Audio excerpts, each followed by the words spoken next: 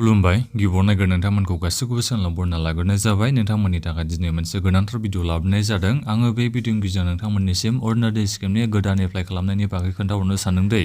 नोंथांमोना दायो गोबाङानो बेखौ सानदों जानांगौ अरुनोदय स्किमनि लन्चखौथ' थांनाय सेप्तेम्बरावनो लन्च खालामदों नाथायबा दासिमबो माने गोदान एप्लाइया जायाखै जेनेबा ओरैबो नोंथांमोना सानदों जानांगौ आरो गोदान एप्लाइया जाबाय जानांगौ नाथायबा बोरै एप्लाइ खालामहैनांगौ बहा एप्लाइ खालामनांगौ बिनिफ्राय फर्मखौ बहानिफ्रायथो मोन्दों बहा लायनांगौ फर्मखौलाय बेबायदि नोंथांमोना साननानै दं जानांगौ एबा बेखौ नोंथांमोना मिथिनानै मोनाखै जानो हागौ दै दा बेनिखायनो आङो बे भिडिअखौ जों खोन्थाहरनो सानदों थारैनो नोंथांमोननि बे अरुनोदय स्किमनि गोदान एप्लाइया जागोन ना जायाखै जेनेबा जाबायबा नोंथांमोना फर्मखौ बहानिफ्राय मोनगोन आं बेफोरखौ आबुङै खोन्थाहरनो सानदों दा बेनिखायनो बे भिडिअखौ नोंथांमोना गासिबो जोबजासिम नायना लाखा मानो होनोबा जायफोर नोंथांमोननियाव रेशन कार्ड दङ नोंथांमोनाथ' गासिबो अरुनोदय स्किमनि थाखायथ' एप्लाइ खालामजोबनांगौ नालाय माने खालामनांगोनखा नोंथांमोना फैसा मोननो थाखायथ' एप्लाइ खालामाबालाय बहाथो मोननो दा बिनिफ्राय आरो बिनि अनगायैबो जायफोर नोंथांमोना दायो अरुनोदय स्किमनि जै मासै मास नोंथांमोना दायो 1250 थाखा फैसा मोनबाय थायोबाबो नोंथांमोनाबोथ' बे गोदान एप्लाइखौथ' खालामफिननांगौ नालाय नोंथांमोना गोदान एप्लाइ खालामफिनबासो नोंथांमोनाबो इयुनाव फैसाखौ मोनबाय थानो हागोन बे 1250 थाखा फैसाखौ दा बिनिखायनो नोंथांमोना गासिबो बे गोदान एप्लाइखौथ' एप्लाइ खालामजोबखानांगोन दा बिनिफ्राय खोथाया दासो जोंहा बेसो ओंखारना फैदों आरो जोंनि बे गोदान एप्लाइनि फर्मखौ जोङो बहानिफ्राय मोनगोन आरो बहा एप्लाइ खालामहैनांगौ दा बेखौ नोंथांमोना गोबाङानो माने नोंथांमोना गासिबो माने बेखौ मिथिनानै मोननो लुबैदों जानांगौ दा बेखौनो आङो बे भिडिअखौ जों खोन्थाहरनो सानदों भिडिअखौल' नोंथांमोना गासिबो जोबजासिम नायना लाबानो जाबाय आरो नोंथांमोननिसिम गिबियावनो गासिबनिसिमबो गुरै खावलायहरनाय थाग्रोबाय नोंथांमोना जुदि सोरबाफोर चेनेलाव गोदानै फैदोंबा जाहाथे नोंथांमोना बेबादिनो भिडिअ मोननो हायो बिनि थाखाय नोंथांमोना गासिबो अननानै चेनेलखौ साबस्क्राइब खालामनानै लाग्रोलायबानो जाबाय दानिया आं बेखौ नोंथांमोननिसिम गिबियावनो खोन्थाहरनो सानदों रेशन कार्डनि बागै दै जोंहा दायो रेशन कार्डनि एप्लाइ खालामनाया सोलिगासिनो दङ जेनेबा नोंथांनि न'खराव एबा नोंथाङा दासिमबो रेशन कार्डखौ मोनाखैबा एबा रेशन कार्डनि थाखाय नोंथाङा दायो एप्लाइ खालामाखैबा थाबैनो एप्लाइ खालामना लाबानो जाबाय जोंहा आसाम गभर्नमेन्टआ बे रेशन कार्डनि एप्लाइनि लास्ट डेटखौ जोंहा बारायना होनाय जाबाय दै फैबाय थानाय अक्ट'बरनि 2 थारिखसिम जोंहा बे लास्ट डेटखौ बानायना होनाय जाबाय दा बेनिखायनो नोंथांमोना बे अरुनोदय स्किमखौ एप्लाइ खालामनो सानदोंबा नोंथाङा बे रेशन कार्डखौ दायो एप्लाइ खालामना लाथारबानो जाबाय मानो होनोबा रेशन कार्ड गैयाबाथ' नोंथाङा बे अरुनोदय स्किमखौथ' एप्लाइ खालामनो हाखाया आरो बिनिफ्राय जायफोर नोंथांमोननि बे गासिबो बे रेशन कार्डआ आधारजोंथ' लिंक जाखाबाय जानांगौ जुदि आधारजों लिंक जायाखैबा नोंथाङा बे अरुनोदय स्किमनि फैसाखौ मोननो हानाय नङा बेखौ मिथिना लाबानो जाबाय दा बिनिखायनो जायफोर नोंथांमोननि न'खरा एबा नोंथांमोना दासिमबो माने बे रेशन कार्डखौ बानायना लायाखैबा एबा रेशन कार्ड गैयाबा नोंथांमोना गोख्रैनो रेशन कार्डखौ बानायना लाबानो जाबाय अक्ट'बर 2 थारिखनि सिगां नोंथांमोना बेखौ बानायदो अक्ट'बरनि 2 थारिखआनो जोंहा रेशन कार्ड बानायनायनि लास्ट डेट नोंथांमोना नायनो हागोन ने जोंहा लास्ट डेटखौ होबाय अक्ट'बर 21 2024 आरो जोंहा सानब्रैसोल' सम दंसै दा बिनिफ्राय फैदों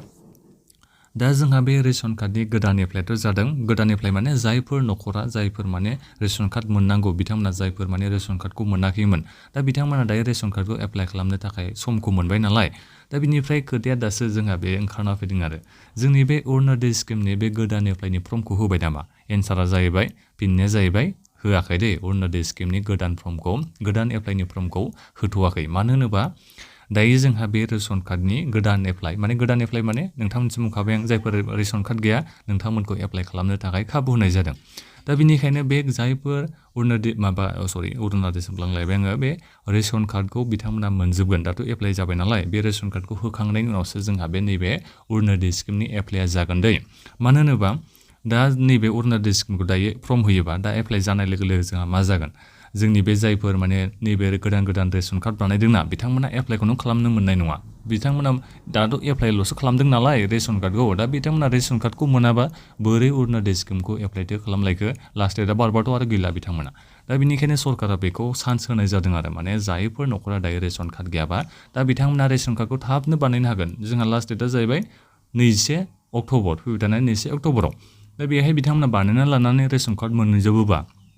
आसाम सरकारा गासिबनोबो रेशन कार्डखौ होजोबसिगोन जायफोर दायो एप्लाइ खालामदों बिथांमोननो बे रेशन कार्ड होखांनायनि उनावसो जोंहा नै अरुनोदय स्किमनि बे गोदान एप्लाइनि प्रसेसा जासिगोन एबा गोदान एप्लाइया जासिगोन अब्लासो नोंथांमोना फर्मखौ मोननो हासिगोन बिनिफ्राय अनलाइन जायोना अफलाइन जायो बेखौथ' उनाव मिथिगोन दा बिनिखायनो नेनानै थादो आरो दायो जोंहा जेबो अरुनोदय स्किमनि बे गोदान फर्मखौ होथ'वाखै दै नोंथांमोना दायो गोबां भिडिअ नागिरदों जानांगौ इउटुबफ्राव गैखाया माने फर्मखौनो होखाथाराखै आरो दा बेनिखायनो नोंथांमोना एसे नेलायदो बे जायफोर दायो रेशन कार्ड गोदान बानायदोंना बिथांमोना रेशन कार्डखौ मोनखांनायनि उनावनो जोंहा नैबे माबाया जागोन आरो बे अरुण'दय स्किमनि बे गोदान एप्लाइ जागोन गोदान एप्लाइखौथ' माने गासिबो मानसियानो खालामजोबनांगौ नालाय दा बेनिखायनो बेखौ माने एसे सम होदों आरो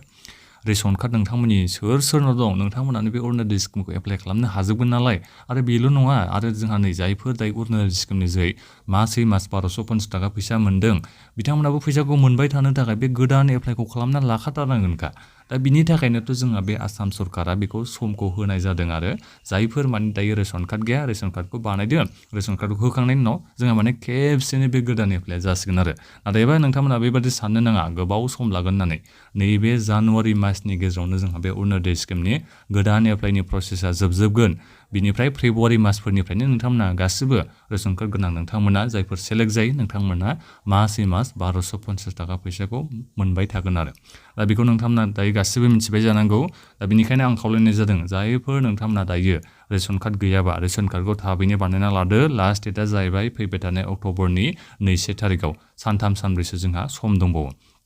दा बेखिनियानोमोन दा नोंथांमोना मिथिबाय जानांगौ दे दा अरुण'दय एप्लाइ जानाय लोगो जोंहा मा जालायगोन गोबां मानसियानो माने फैसा थाखा बेबायदिनो जानानै खामानिखौ मावनो नागिरगोन बिनिखायनो नोंथांमोना माने गावनो गाव मावलायबानो जाबाय आरो जेब्ला एप्लाइआ जायो नोंथांमोनाथ' मिथिखागौ बेबायदि स्किमफोरनि माबायाव माबायदि जायो गोबां जोंहा स्किम सोलिखायो फैसा जागोन बायदिसिना जागोन बेफोरखौ गावबागावनो एसे सिनसियारिटि लाबानो जाबाय सिनसियार जालायबानो जाबाय आरो जेनेबा नोंथांमोना गावबागावनो एप्लाइखौ खालामनो नाजाबानो जाबाय जेब्ला फर्मखौ होयो आं नोंथांमोननिसिमथ' खोन्थाहरखागोन फर्मखौ नोंथांमोना बबेनिफ्राय मोनगोन बहा थांनानै एप्लाइ खालामहैनांगौ बेफोरनि बागै आं नोंथांमोननिसिम भिडिअ लाबोखागोनखा दा बेनिखायनो चेनेलखौल' साबस्क्राइब खालामना लाबानो जाबाय जाहाथे नोंथांमोननिबो जेबो माने फैसा थाखा जेबो खारा मालायखौ मावहोनाय लोगो लोगो नोंथांमोना मिथिखागौ खरसाथ' नोंथांमोना होखानांगौ जायो नालाय दा बेनिखायनो गावबागावनो खालामबा आरो साबसिन जायो आरो बेलेगनि आखायाव होयोबा एसे बेलेग जायो दा बेनिखायनो चेनेलखौ नोंथांमोना साबस्क्राइब खालामना ला आं नोंथांमोननिसिम मोजाङै खोन्थाहरगोन बोरै एप्लाइ खालामनांगौ जेब्ला एप्लाइआ जायो दा बेखिनियानोमोन माबाफोर नोंथांमोना सोंनांगौ दङबा भिडिअखौ दायो कमेन्ट खालामबानो जाबाय आरो बे भिडिअखौ नोंथांमोना गासिबो शेयार खालाम आरो लाइक खालामबानो जाबाय बे भिडिअखौ आरो बेबायदिनो नोंथांमोना जायफोर माने चेनेलखौ साबस्क्राइब खालामाखैबा बेबायदिनो भिडिअ मोननो थाखाय चेनेलखौ साबस्क्राइब खालामनानै लाबानो जाबाय दा बेखिनियानोमोन गोजोन्थों